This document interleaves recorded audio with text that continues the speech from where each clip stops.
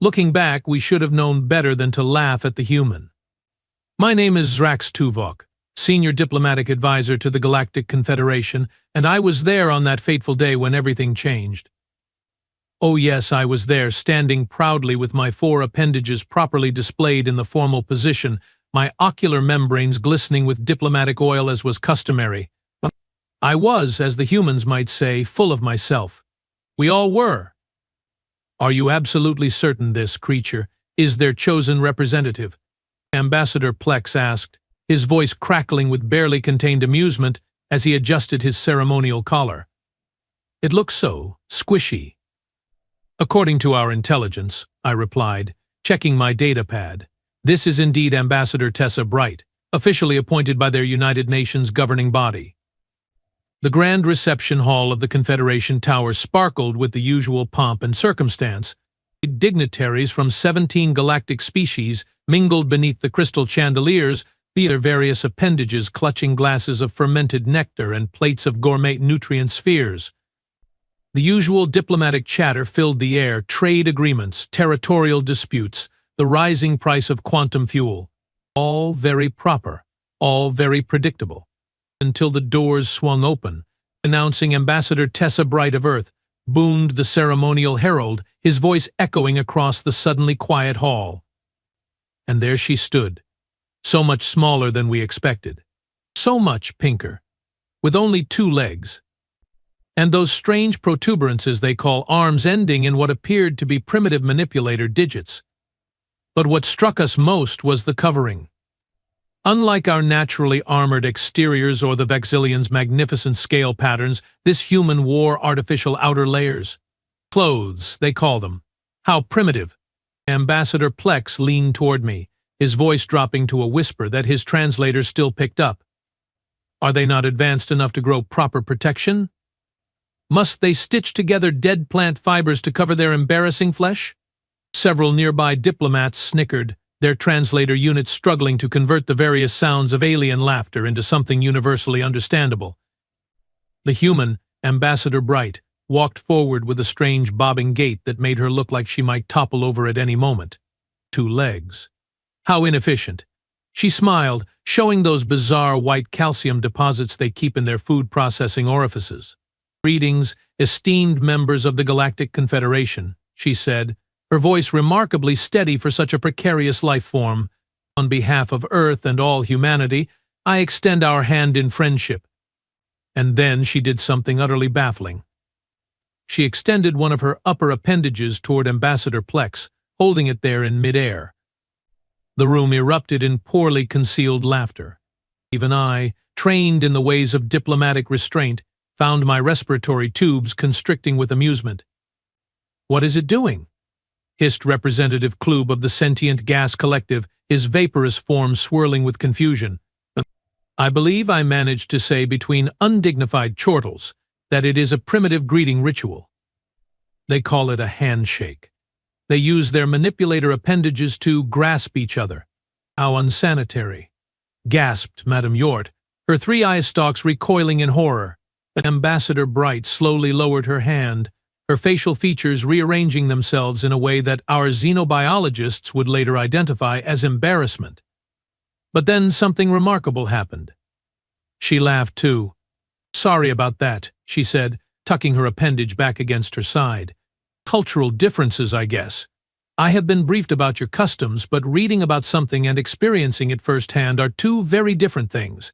Ambassador Plex recovered his composure with admirable speed. We welcome you, Ambassador Bright, though we must confess some surprise at your world's choice of representative. We had expected perhaps your military leadership or scientific elite. The human's face changed again, corners of her mouth turning upward. On Earth, we believe diplomacy requires different skills than commanding armies or laboratories. Though I assure you I'm fully authorized to speak on behalf of my planet. Indeed, purred Ambassador Plex, his tone dripping with condescension. And we are most curious to hear what your little world has to offer the Confederation. I watched as the human surveyed the room, taking in the 17 species, the grandeur, The technology that must have seemed like magic compared to their primitive rockets and digital computers. Yet she showed no fear. Fascinating. Perhaps, I suggested, motioning toward the central conference table, we should proceed with the formal introductions? The assembled dignitaries moved toward the circular table, each taking their designated spots according to the ancient protocols. No one had prepared a spot for the human, another oversight that caused ripples of amusement throughout the room. "Grack," I whispered to my assistant, "fetch something for the human to elevate herself upon." Or Ambassador Bright. Even seated on the hastily provided stabilizing platforms, she barely reached the table's edge. Her legs dangled like a juvenile Zentaxian during molting season. And the indignity of it all. Yet she maintained what I now recognize as remarkable composure. "Before we begin," announced High Chancellor Droom, his massive form dominating the head of the table, "let us observe the traditional recitation of accomplishments, so that all gathered may understand the weight each civilization brings to these proceedings." One by one, the representatives spoke. The Zentaxian Imperium brings 8,000 years of unbroken technological advancement, including the development of quantum folding drives, boasted their ambassador. The Prill Consensus offers our unparalleled biological engineering, having cured death itself among our kind, hummed their representative, his bioluminescent patterns pulsing with pride.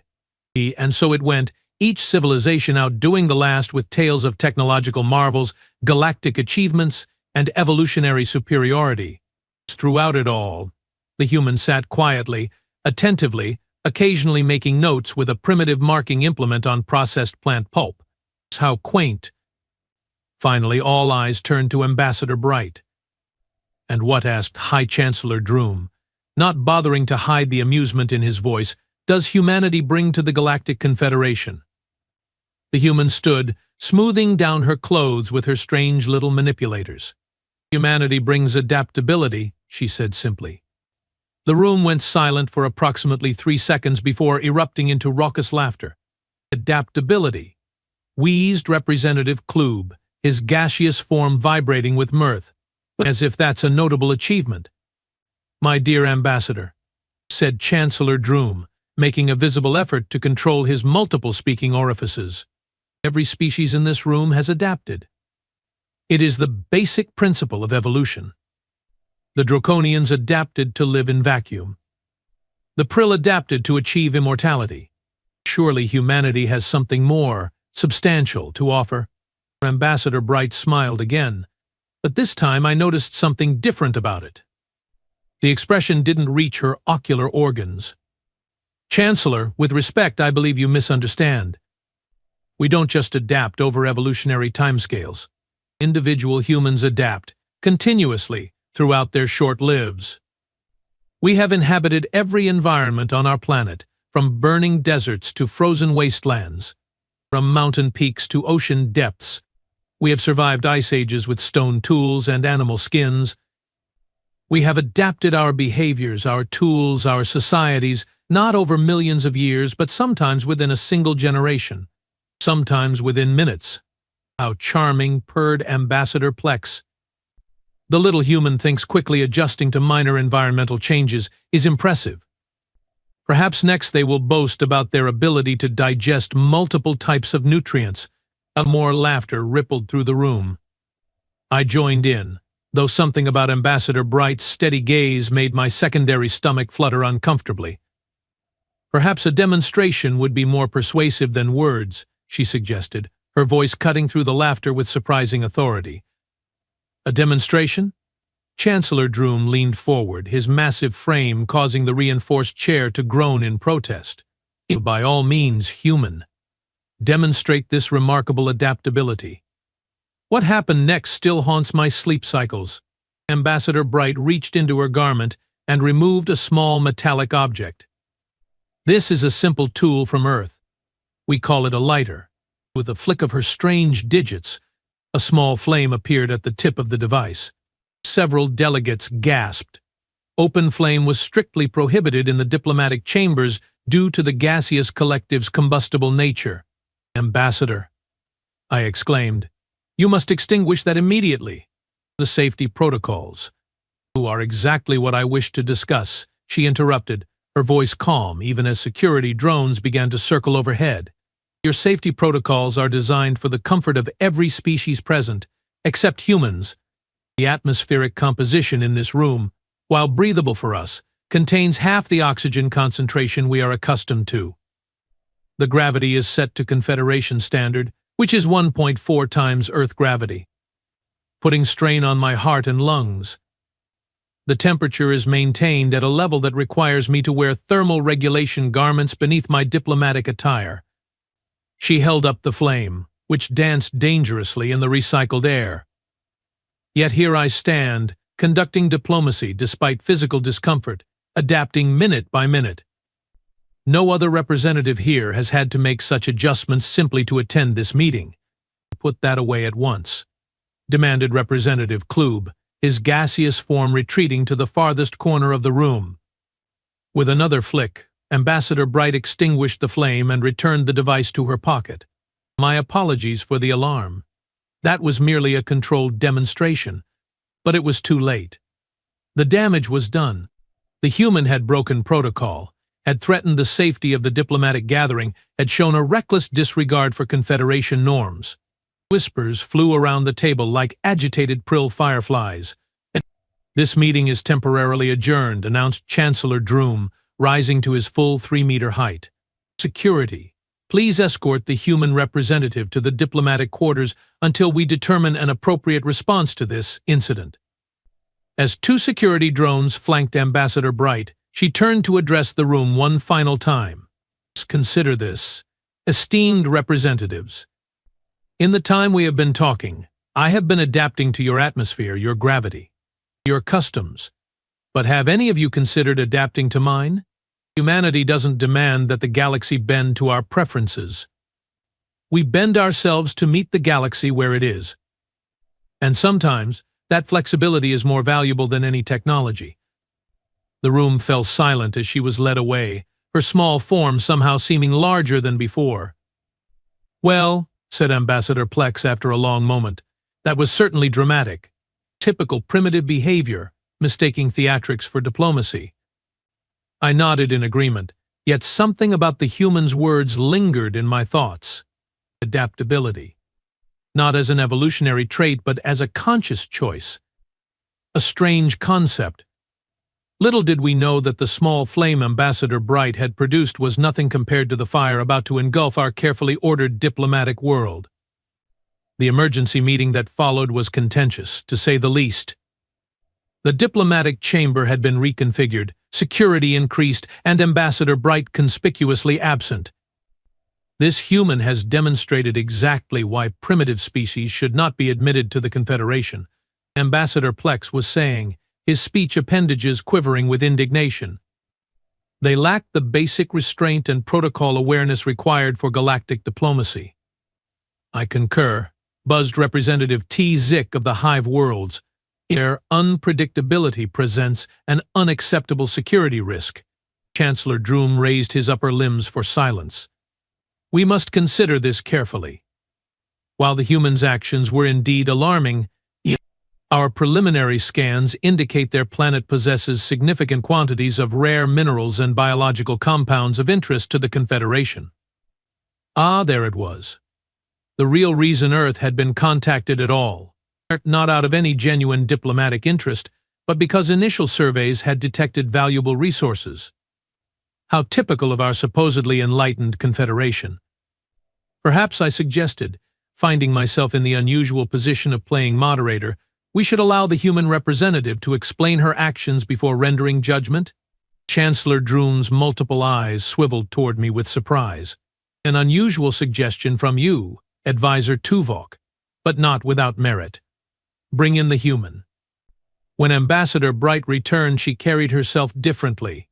On was the uncertain, bobbing gait. Instead, she moved with purpose, her face set in what I would later learn humans call determination. Ambassador Bright, began Chancellor Droom, his voice grave. You have violated Confederation diplomatic protocols and endangered the representatives of 17 civilizations. What explanation can you offer for such reckless behavior? The human stood straight, despite the strain of our gravity. Chancellor, esteemed representatives, I offer no excuses. My actions were deliberate, calculated to make a point that words alone could not convey. Murmurs rippled around the table. You intended to threaten us. Ambassador Plex's voice rose in pitch, his translator unit struggling to convey his outrage. Not to threaten, Ambassador Bright replied. To demonstrate. You ask what humanity brings to the Confederation. I showed you. We bring unpredictability, adaptability, and yes, occasionally controlled chaos. Those are not virtues in interstellar diplomacy, laughed Madame Yort. Aren't they? The human raised an eyebrow, another of their bizarre facial contortions. From what I understand, the Confederation has existed for over 12,000 years. In that time, how many major policy changes have you enacted? How many times have you faced a crisis that required something other than consulting ancient precedents? Chancellor Droom shifted uncomfortably. The Confederation's stability is its strength, human. We do not change our ways on whims or passing fancies. And yet, Ambassador Bright countered, your intelligence reports on Earth must have told you how quickly our civilizations rise and fall, how rapidly our technologies advance, how suddenly our political landscapes can shift. What you call instability, we call progress. I found myself fascinated by this strange argument. The human was not denying her species' chaotic nature, but framing it as an asset rather than a liability. Consider this, she continued. The Draconians took 8 million years to develop space travel. The Prill 5 million. According to your own records, most Confederation species required between 3 and 10 million years of evolution from basic tool use to interstellar civilization. Humanity? Roughly 10,000 years from our first cities to our first interstellar probes. A stunned silence fell over the room. That's impossible, stammered Ambassador Plex. No species evolves technology at that rate. We didn't evolve it, Ambassador Bright said simply. We created it. We adapted. When faced with problems, we don't wait for evolutionary pressure to provide solutions over eons. We solve them now, today, with whatever tools we have at hand. Chancellor Droom's massive frame leaned forward. And this demonstration with fire? What was that meant to prove? Ambassador Bright's expression changed again, her mouth curving upward at the corners. That sometimes, Chancellor, you need to create a little heat to get everyone's attention. It was at that precise moment that the alarms began to sound. Harsh, blaring klaxons that I hadn't heard outside of emergency drills. Red warning lights bathed the chamber in an ominous glow. Security breach in environmental control, announced the automated system. Unknown contaminant detected. The emergency protocols engaged. Panic erupted immediately. The gaseous collective representatives began to swirl in agitated patterns. The aquatic Melnorians rushed to their hydration chambers. Even the normally stoic Draconians shifted uncomfortably in their exoskeletons. Only Ambassador Bright remained calm, watching the chaos with an expression I couldn't decipher. What have you done? I demanded, suddenly certain that this was somehow connected to her earlier demonstration. She turned those alien eyes toward me. Nothing, Advisor Tuvok. At least, nothing directly. But perhaps this emergency will demonstrate my point better than any words could. As the environmental systems began to fail and the room's temperature rapidly increased, I realized with growing horror what was about to happen. With rising heat and failing containment fields, Representative Klube and the other gaseous delegates were becoming dangerously unstable. And then, with a whoosh that seemed to suck all sound from the room for one terrible moment, the atmospheric mixture around Representative Klube ignited. The room was on fire. Literal, actual fire, spreading quickly as the environmental safeguards failed completely. Sprinkler systems activated, security drones deployed fire suppression fields, and evacuation protocols initiated, all while 17 of the galaxy's most powerful diplomats screamed, slithered, or floated toward the exits in blind panic. all except one small human, who stood watching the conflagration with an expression that would haunt me for cycles to come. Not fear, not surprise, satisfaction. As the flames reflected in her alien eyes, Ambassador Tessa Bright turned to me and said words I will never forget. "Now, Advisor Tuvok, let's see how the Confederation adapts." Chaos. Absolute chaos. That's the only way to describe what happened next in the grand reception hall of the Confederation Tower. And I, Zrax Tuvok, senior diplomatic advisor, found myself frozen in place, watching as centuries of carefully maintained order collapsed into pandemonium. Fire suppression systems whirred to life, spraying chemical retardants that made the Milnorians shriek as their sensitive gill membranes burned.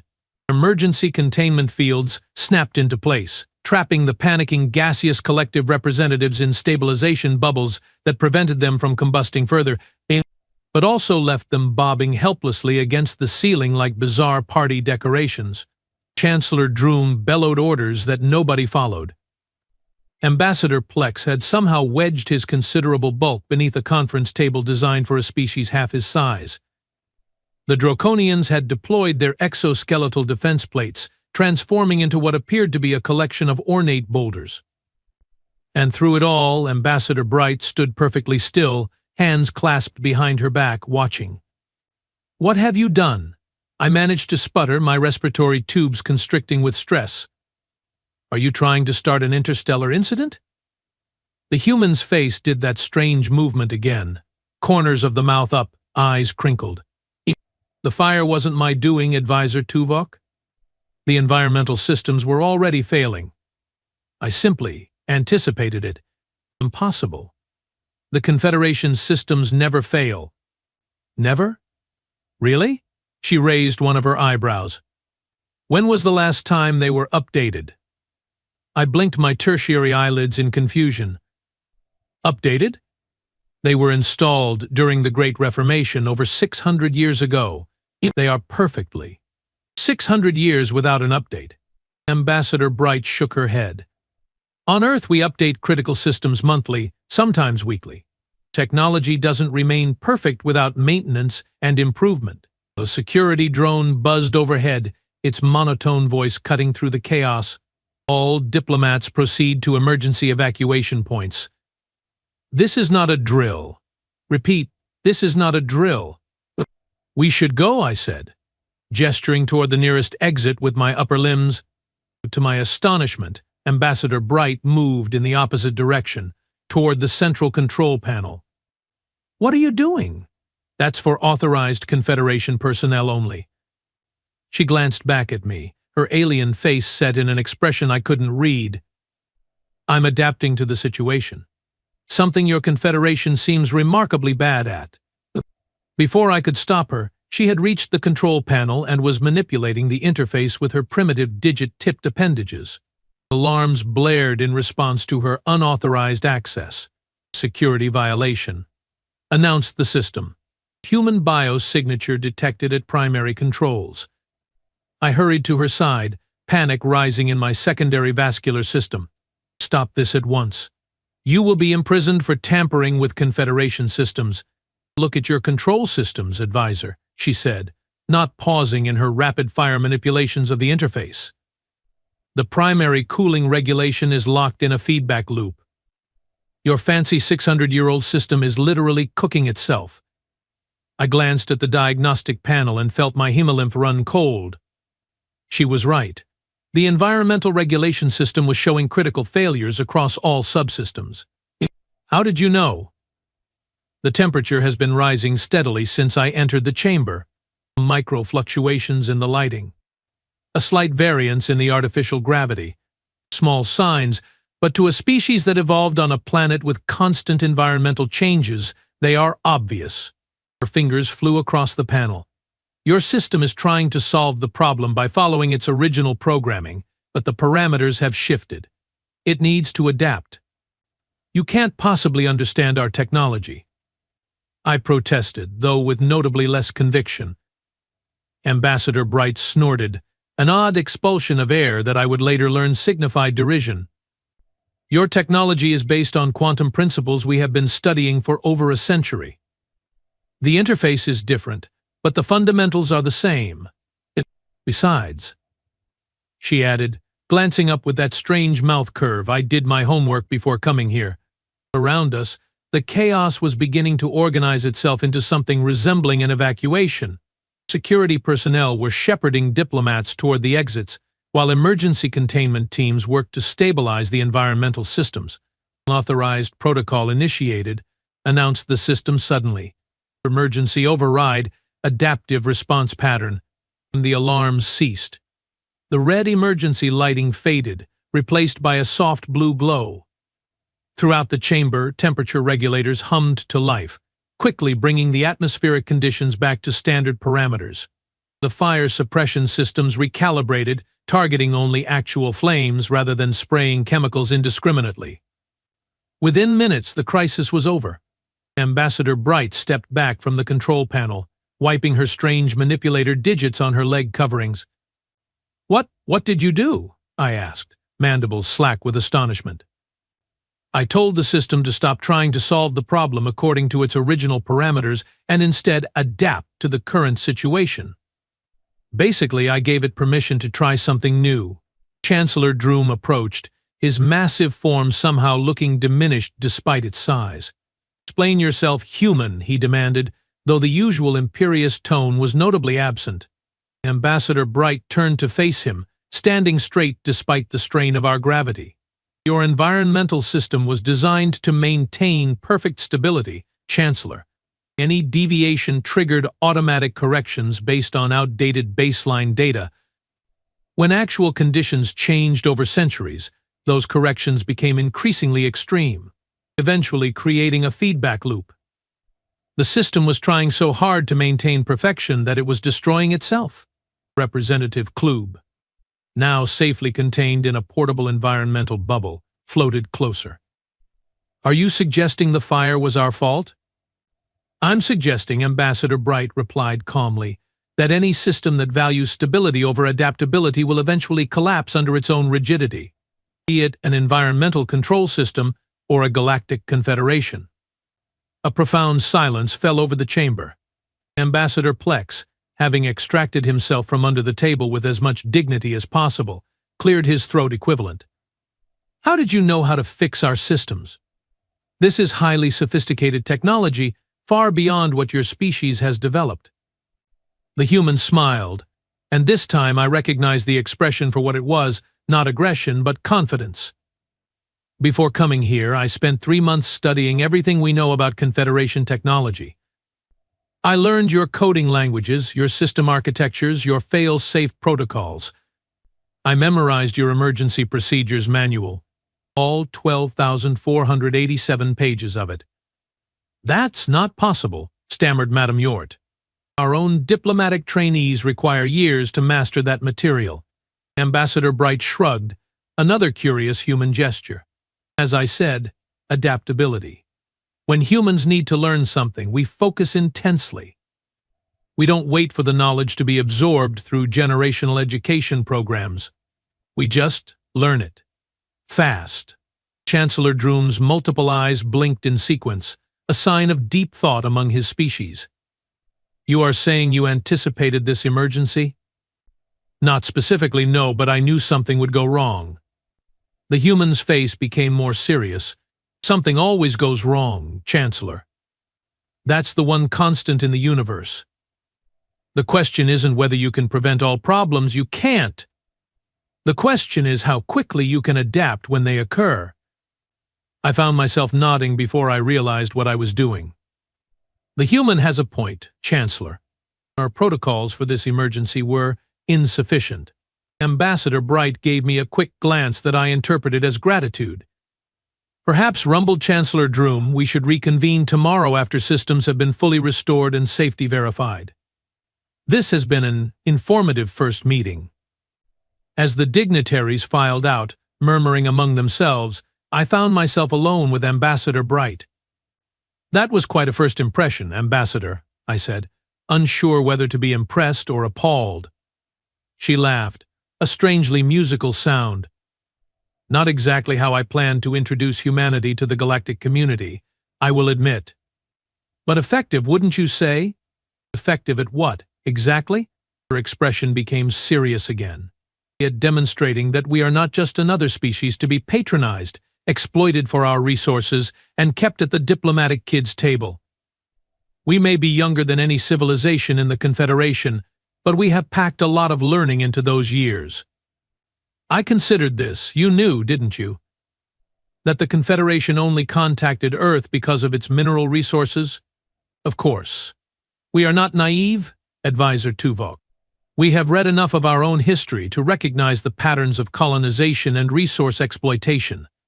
She straightened her clothing. But we also recognized an opportunity.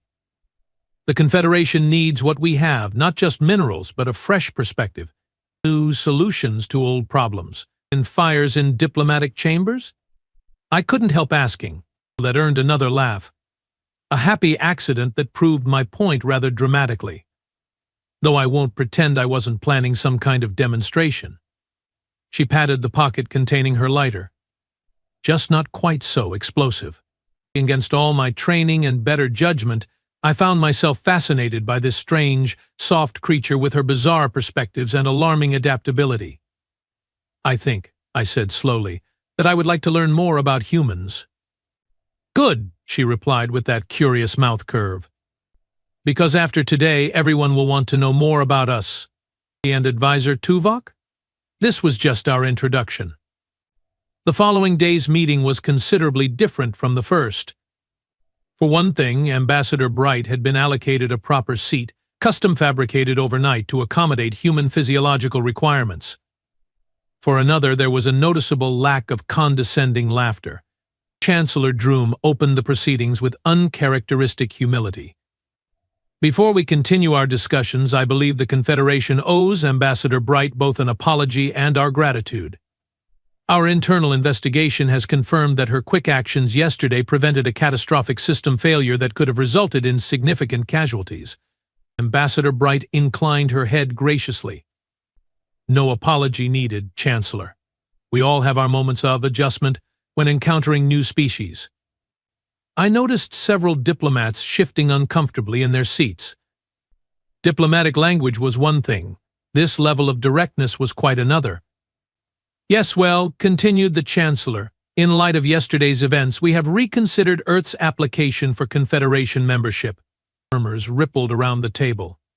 Earth's application had been considered little more than a formality, a necessary step before establishing resource extraction treaties. No one had seriously considered actually admitting such a primitive species to full membership. While we recognize that human civilization is remarkably young compared to other member species, Chancellor Droom said, his tone carefully neutral, yesterday's events have demonstrated that youth does not necessarily equate to incapacity. Ambassador Bright has shown qualities that may prove valuable to the Confederation. Ambassador Bright's face remained impressively impassive. May I ask what changed your assessment, Chancellor?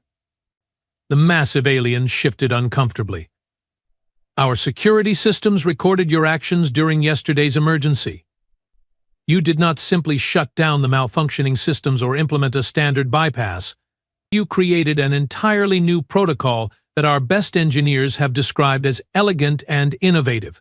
A protocol that not only resolved the immediate crisis but improved overall system efficiency by 23%.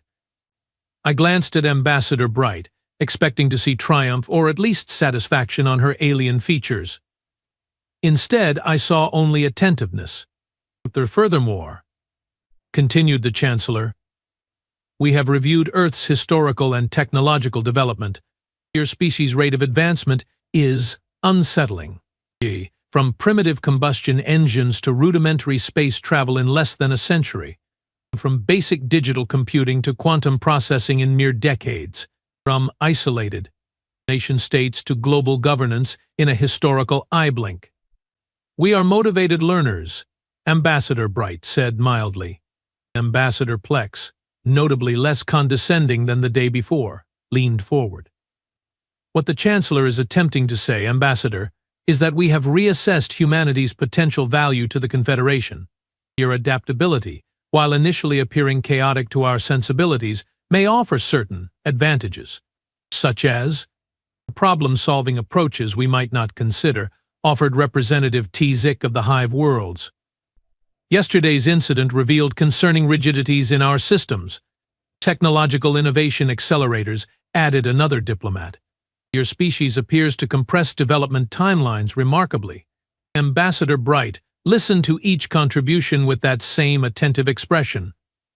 When they finished, she looked around the table slowly. "Let me be direct," she said finally. "The Confederation initially contacted Earth because you discovered valuable resources on our planet.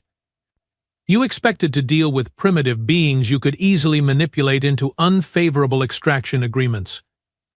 Yesterday showed you that humans aren't as primitive or malleable as you assumed. Now, you are calculating whether it's more advantageous to have us as junior partners rather than exploited subjects." Her gaze hardened. "Am I close?" The silence that followed was deafening. Chancellor Droom recovered first. "Your directness is refreshing, Ambassador, and not entirely inaccurate, but perhaps incomplete. Yes, we initially viewed Earth as a resource opportunity, but we now see potential for a more complex relationship." Ambassador Bright nodded slowly. "Then let me be equally direct about what humanity expects from this relationship. We want fair exchange, not exploitation. We want knowledge sharing, not technological handouts. And most importantly, we want respect as equals, even if we are younger. We don't mind being the new kids on the block, but we won't be treated as children." I found myself unexpectedly impressed. This small, soft creature was negotiating with 17 ancient civilizations as if she held all the leverage. "And what happens if these expectations are not met?" asked Ambassador Plex, a hint of his old condescension returning. Ambassador Bright smiled, but there was something predatory about it that made my primary heart skip a beat. "Let me tell you a brief story about humans, Ambassador Plex. Throughout our history, we have encountered more technologically advanced civilizations within our own species. The pattern was almost always the same. The advanced group attempted to conquer or control the less advanced one. But something unexpected frequently happened." She leaned forward slightly. "The supposedly primitive groups often ended up absorbing, overthrowing, or fundamentally changing their superior opponents. Romans, Mongols, British Empire all fell or transformed because they underestimated the adaptability and tenacity of those they thought inferior." She glanced around the table, making eye contact with each diplomat. "Humans don't need to be the strongest or most advanced to change the game. We just need to be in the game. So to answer your question, Ambassador Plex, if our expectations aren't met, we will adapt. We always do. The real question is, will the Confederation?" The silence that followed felt heavier than draconian gravity. Chancellor Droom finally broke it. "I believe we have much to discuss, colleagues, and much to reconsider about our approach to emerging civilizations." The meeting that followed was unlike any diplomatic session in Confederation history. Instead of the usual formal presentations and ritualized negotiations, there was actual discussion. Ideas were exchanged, questions asked and answered without pretense or posturing. And at the center of it all was Ambassador Bright, the representative of a species that had been openly mocked just one day earlier. As the session concluded, I approached her. "Ambassador, might I have a word?" "Of course, Advisor Tuvok. Yesterday, before the incident, you mentioned that humans don't demand that the galaxy bend to your preferences. Yet today, you have essentially forced the Confederation to reconsider its entire approach to diplomatic relations." She smiled, and this time I recognized genuine amusement. "I didn't force anyone to do anything, Advisor. I simply created conditions where adaptation became the most attractive option. The Confederation chose to adapt, using our own inflexibility against us," I observed. "Quite clever. Not against you, Advisor. For you." She looked up at me, her alien features suddenly serious. "The Confederation has existed for 12 millennia, largely unchanged. In that time, How many species have you encountered that offered genuine novelty? New perspectives? Different approaches to problem solving? I considered this. Few, I admitted. Most space-faring civilizations follow predictable developmental patterns. And that's fine, until you encounter a problem that falls outside those patterns. Ambassador Bright gestured to the room around us. Like a 600-year-old environmental system that no one thought to update, because it's always worked fine. Understanding dawned slowly. You are suggesting that humanity's value to the Confederation is disruption? Controlled disruption, she corrected. Challenge without destruction. New perspectives that complement rather than replace old wisdom. She smiled again. I think of humanity as the diplomatic equivalent of that small flame I showed you yesterday. Potentially dangerous if mishandled, but also a source of energy, light, and transformation when properly applied.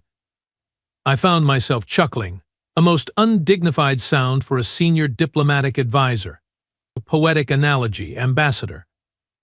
We are good with those too, she replied with a wink. Another curious human gesture I made a note to study later. As we parted ways, I couldn't help but feel that the Confederation had just experienced something unprecedented. Not just a diplomatic incident or a system malfunction, but a fundamental shift in perspective. The humans were coming, with their adaptability, their unpredictability, their unsettling capacity to learn and change at rates that defied our understanding of civilizational development. They would not be conquered or controlled or exploited as so many other young species had been throughout our long history. Instead, they would adapt. They would change us even as we attempted to change them. And perhaps, just perhaps, the Galactic Confederation would be better for it. I, Zrax Tuvok, Senior Diplomatic Advisor, found myself looking forward to it. After 12,000 years of stability, a little controlled chaos might be exactly what the galaxy needed. And it all began with laughter. Laughter at a small, pink creature who stood her ground when the room caught fire. Who would have thought the future of galactic diplomacy would hinge on something as simple as a human with a lighter? Certainly not me. But I'm adapting to the idea.